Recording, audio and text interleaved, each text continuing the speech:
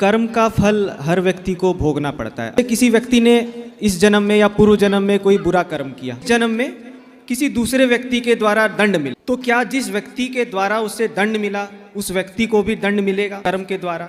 एक बहू है और एक बेटे हैं, अपनी सास को उन्होंने घर से निकाल, उनके बेटे बड़े हुए, उनकी बहू ने भी उन्हें घर से निकाल दिया, बहू और बेटों ने निकाला अपनी सास को, उनको दंड मिलेगा? पिछला कर्म इस जन्म में आपको मिल रहा है, लेकिन कुछ कर्म ऐसे हुए हैं जो इसी जन्म में आप क्रिएट करते हैं, नए कर्म पैदा कर रहे हैं। जैसे आपने अपनी माँ को घर से निकाल दिया, आपने किसी को एक थप्पड़ मार दिया, तो जरूरी नहीं है कि उसने आपको कभी एक थप्पड़ मारा। ये भी तो हो सकता है कि नए कर्म की शुरुआत आप कर रहे हैं थप्पड़ मारने से, अब आपने उससे मार ही दिया तो आपको मारने वाला तैयार हो रहा होगा।